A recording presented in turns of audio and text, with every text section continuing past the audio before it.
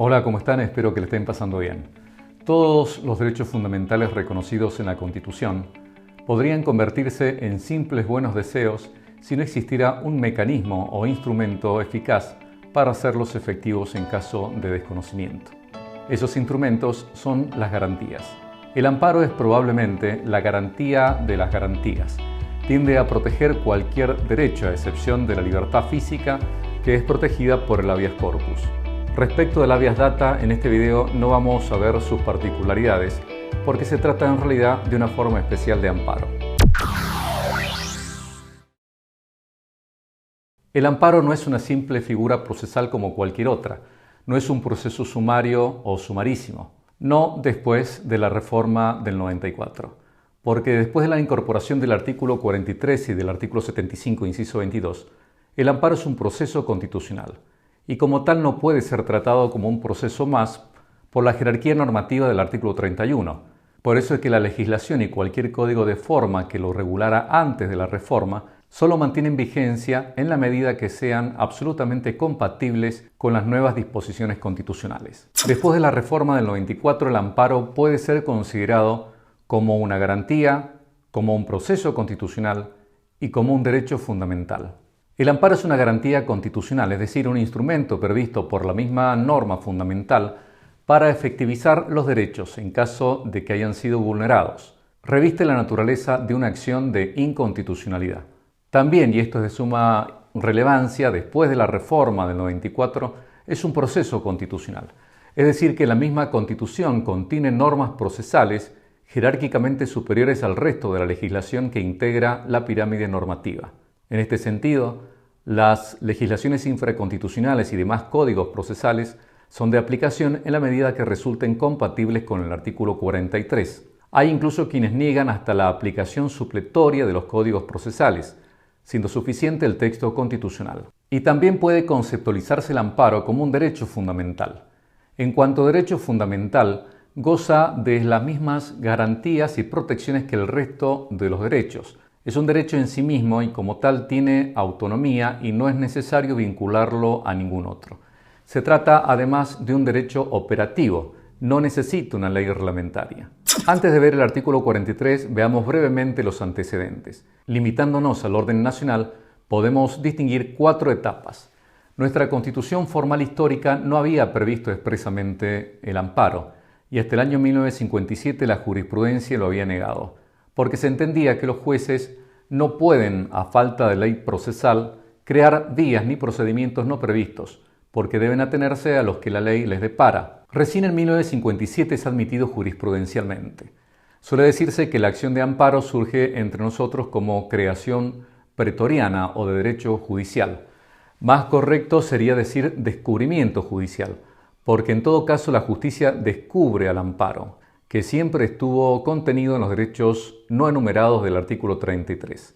Así, en el caso Ángel Siri de 1957, se dijo que basta la comprobación inmediata de que una garantía constitucional se haya restringida para que surja la necesidad de que aquella sea restablecida por los jueces en su integridad, aun en ausencia de una ley que la reglamente. Se trataba de una imprenta y un periódico clausurados por orden de autoridad estatal. La Corte ordenó el levantamiento de la medida y restableció la libertad de prensa, valiéndose de un procedimiento sumario equivalente al del habeas corpus. Luego, con el precedente Samuel Cot de 1958, se sienta el principio en virtud del cual no es relevante distinguir si la restricción ilegítima proviene de una autoridad pública o de actos de particulares para la procedencia de la acción de amparo.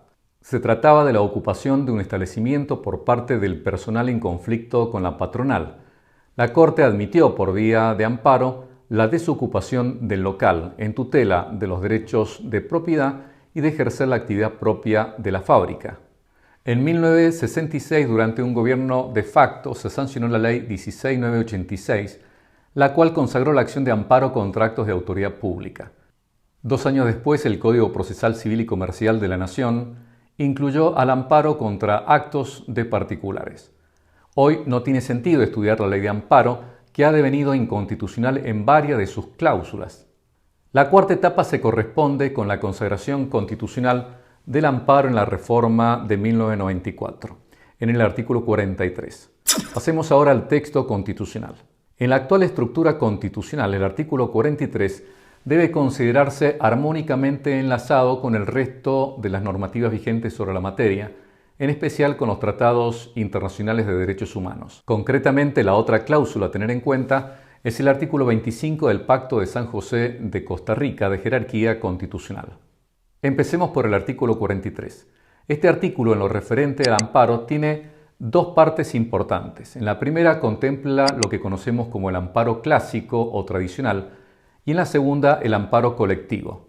Dice la primera parte: toda persona puede interponer acción expedita y rápida de amparo siempre que no exista otro medio judicial más idóneo, contra todo acto u omisión de autoridades públicas o de particulares, que en forma actual o inminente lesione, restrinja, altere o amenace con arbitrariedad o ilegalidad manifiesta derechos y garantías reconocidos por esta Constitución, un tratado o una ley. En el caso, el juez podrá declarar la inconstitucionalidad de la norma en que se funde el acto u omisión lesiva. El artículo dispone, en primer lugar, que toda persona puede interponer esta acción, no importa que sea o no habitante. Esto refuerza la idea de que el amparo no solo es una acción, sino principalmente un derecho. En el amparo no importa tanto quién puede interponerlo, sino qué derecho está afectado. La legitimación es un problema secundario, que en todo caso lo valorará el juez. El amparo es un proceso constitucional donde lo más importante no es quién viene a pedir, sino qué viene a pedir. Es una acción expedita y rápida. Para ser más preciso, lo que es expedito y rápido es el proceso, no la acción. Los calificativos expedita y rápida no son sinónimos. Expedita hace referencia a que se encuentre fácilmente disponible, sin obstáculos procesales.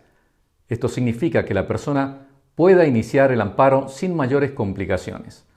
La rapidez, en cambio, se refiere a la celeridad del trámite, sin dilaciones temporales, sin demoras formales innecesarias, porque lo importante es la protección del derecho afectado. Para algunos autores, es necesario en el amparo resguardar la bilateralidad del proceso, para que quien es imputado como autor del acto lesivo tenga la oportunidad de participar convenientemente.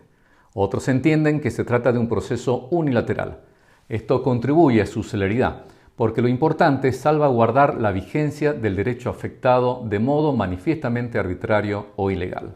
La bilateralidad es un asunto secundario, más en consonancia con los códigos procesales que con el proceso constitucional del amparo. En cuanto al plazo para interponer el amparo, si bien la ley 16986 habla de 15 días, la jurisprudencia ya había atenuado esa exigencia. Muchos entienden que no conviene dejar librado al criterio judicial el plazo, aunque admiten que resulta muy corto. Esto se podría corregir siendo flexibles al determinar el comienzo de ese plazo. Otros consideran que al ser ahora el amparo un proceso constitucional, las normas procesales inferiores pueden devenir inconstitucionales, porque lo importante es la protección del derecho afectado. Y en el juego armónico del artículo 43 con los tratados internacionales, más que la aplicación estricta de plazos procesales contemplados por normas de inferior jerarquía, debe estarse a la regla del plazo razonable previsto por el artículo 8 del Pacto de San José de Costa Rica con jerarquía constitucional. El artículo continúa diciendo que el amparo puede interponerse siempre que no exista otro medio judicial más idóneo. Para la interposición del amparo no es necesario agotar ninguna vía previa, ni judicial ni administrativa. Cualquier disposición sustancial o procesal que limitara el amparo del artículo 43 cae bajo la figura de la inconstitucionalidad sobreviniente. De todos modos, hay que evitar dos extremos.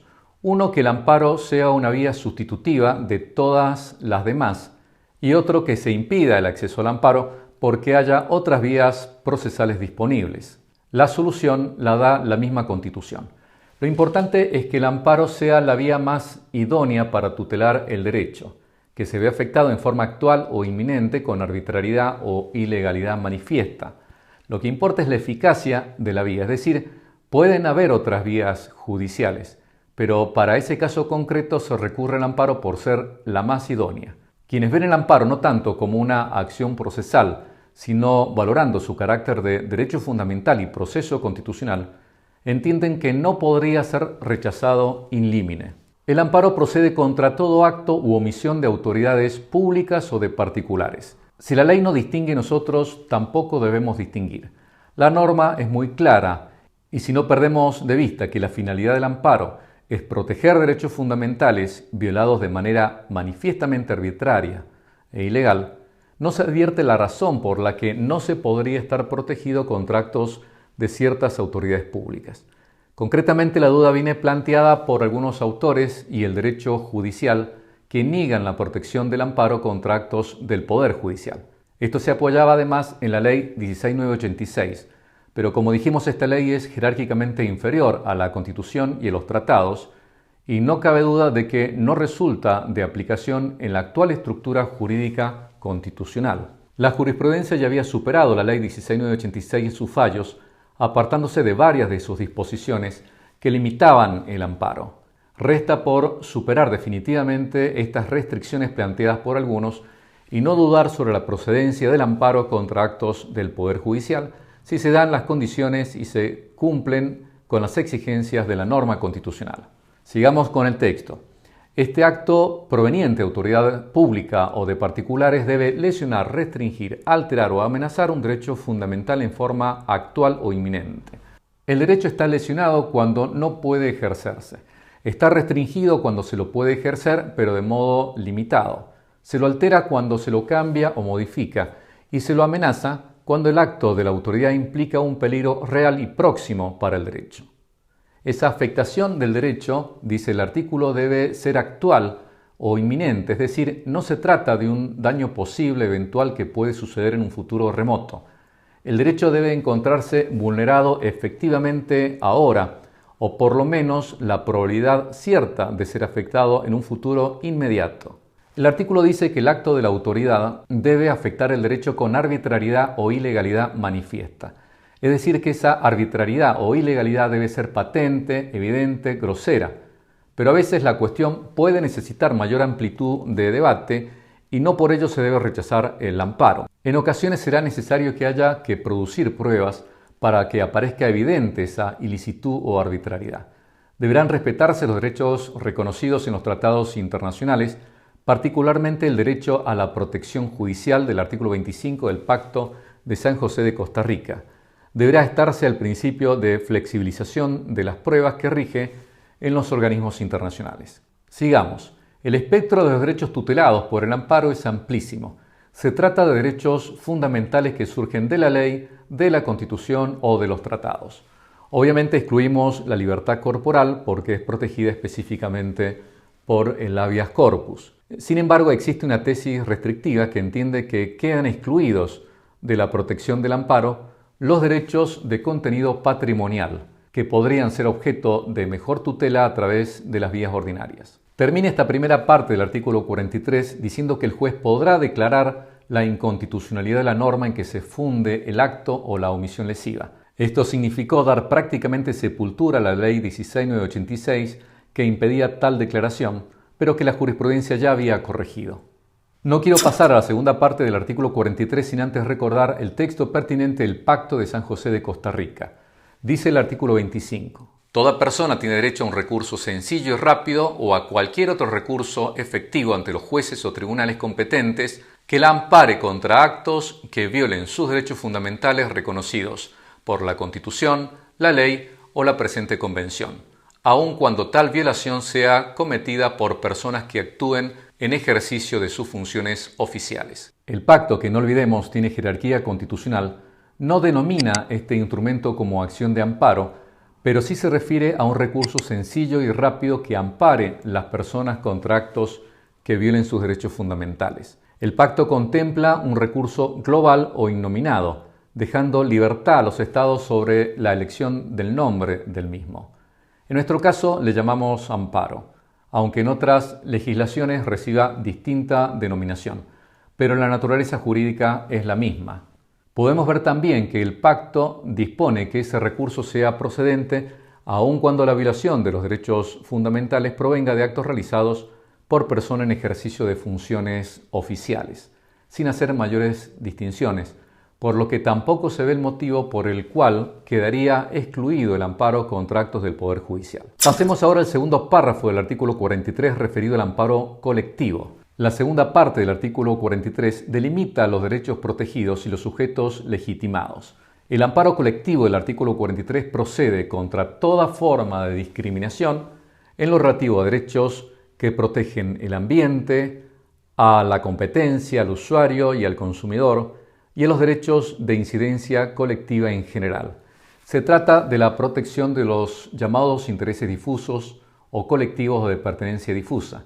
A ello se refiere la expresión derechos de incidencia colectiva. Cuando el acto de la autoridad afecta estos derechos de incidencia colectiva, los legitimados son el afectado, el defensor del pueblo, las asociaciones que propendan a los fines perjudicados por el acto lesivo y que están registradas conforme a la ley. También el Ministerio Público, en virtud del artículo 120 de la Constitución, tiene legitimación activa para accionar en defensa de los intereses generales de la sociedad. Estos son el amparo clásico y colectivo tratado por la Constitución.